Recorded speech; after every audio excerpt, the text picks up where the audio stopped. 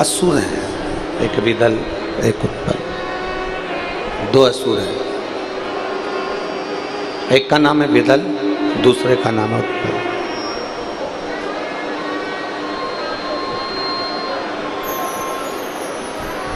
इन दोनों ने माता पार्वती जी की सुंदरता को देखा, आकर्षित हुआ। कल कथा में कहा था कि चोर की नजर चेन पर होगी और लुच्चे की नजर आपकी सुंदरता पर होगी।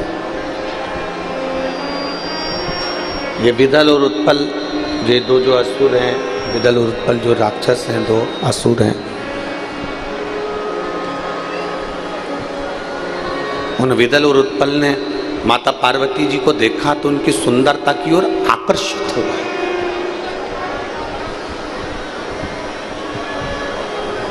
और इतने आकर्षित हुए कि वो माता पार्वती जी को पाने के लिए हाथ पकड़ने के लिए आगे बढ़ने लगे।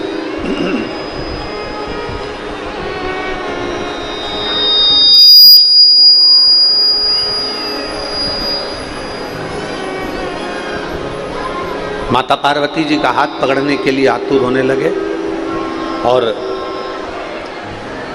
पार्वती जी ने देखा कि ये विदल और उत्पल दो असुर आ रहे हैं। पार्वती जी देख रही हैं कि ये दोनों असुर सामने से आ रहे हैं और मुझे पाना चाहते हैं, मुझे छूना चाहते हैं, मुझे मेरा हाथ पकड़ना चाहते हैं। ये मेरे पास में आ रहे हैं और मेरा हाथ पकड़ना चाहते हैं। शिव जी के स्मरण में माता पार्वती जी बैठ गए, भगवान शंकर की भक्ति में माता पार्वती जी बैठ गए।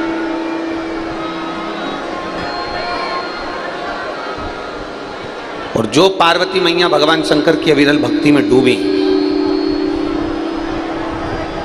अच्छे कार्य की, श्रेष्ठ कर्म की प्रेरणा मेरा देवाधिदेव महादेव ही देता है। जब इस शरीर के द्वारा, इस आत्मा के द्वारा, इस मन के द्वारा, आप हो, हम हैं, किसी के भी शरीर के द्वारा, आत्मा के द्वारा, मन के द्वारा कोई अच्छा कार्य हो रहा हो ना, बहुत अच्छा कार्य आपके हाथ से हो रहा हो, तो समझ लेना ये प्रेरणा देने वाला कोई दूसरा नहीं, ये देवाधिदेव महादेव ही प्रेरणा दे रहे हैं। जैसे ये पवन जी हैं, विशाल जी हैं, सागर जी हैं, मोनू जी हैं, ये सब जो कथा का आयोजन करा रहे हैं,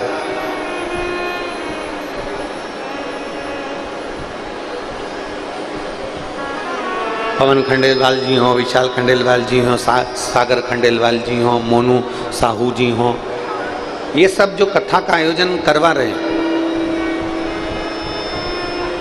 इनको ये मान लेना चाहिए कि अपनी सामर्थ्यता नहीं है, ना हमारी सोच है कि हम ये कार्य कराएं।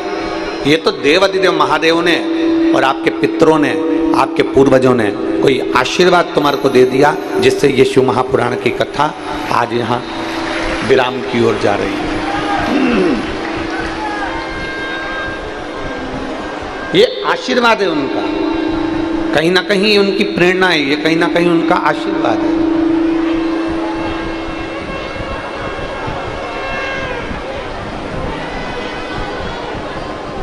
मेरे देवाधिदेव महादेव की कुछ प्रेरणा होगी, मेरे देवाधिदेव महादेव की कुछ कृपा होगी, जो आज हम और आप पवित्र हाटकेश्वर महादेव की इस भूमि पर, अमलेश्वर की इस धरा पर बैठकर शिव महापुराण की कथा सुन रहे हैं।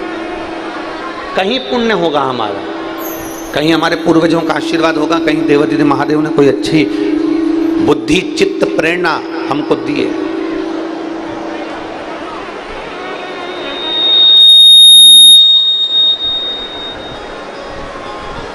ये उसकी कृपा है, उसकी दया है, उसकी उदारता है।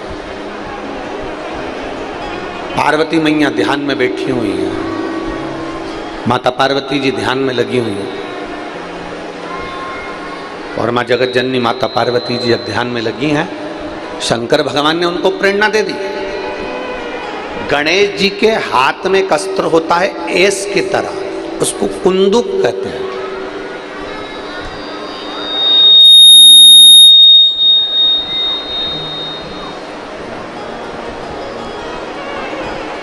उसको कुंदुक कहा जाता है।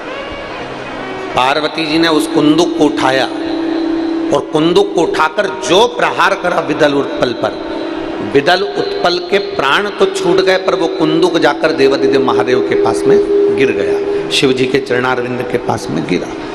और जैसे ही शंकर भगवान के चरणों में जाकर वो कुंदुक गिरता है, शंकर भगवान प्रसन्न चित्त में माता पार्वती से कहते हैं, पार्वती तुम्हारे द्वारा फेंके गए इस कुंदुक को मेरे चरणारविंद में आना था, इसलिए मेरे नाम का उच्चारण होना था, तो मेरा नाम कुंदकेश्वर महादेव होगा। मेरा नाम कुंदकेश्वर महादेव। आवाज बिल्कुल सही नहीं है आज साउंड की। मेरा नाम कुंदकेश्वर महादेव होगा क्योंकि ये कुंदुक मेरे चरणों में आकर गिरा। और सुनो पार्वती, संसार का मनुष्य, संसार में जन्म लेने वाला मानव, संसार का मनुष्य, संसार में जन्म लेने वाला मानव जब विषम, बहुत गहन, बहुत तीव्र बीमारी में जब घिर जाता है, बहुत तीव्र बीमारी में, गहन बीमारी में, बहुत भारी बीमारी में जब वो घिर जाता है, शंकर भगवान कहते हैं पार्वती जी वो मेरे मात्र कुंदकेश्वर नाम का स्मरण कर कर अगर जल का आचमन भी करता है तो वो औषधि का कार्य कर जाता है। मान लो जल का आचमन भी करा ना उसने तो वो औषधि का कार्य कर जाता है।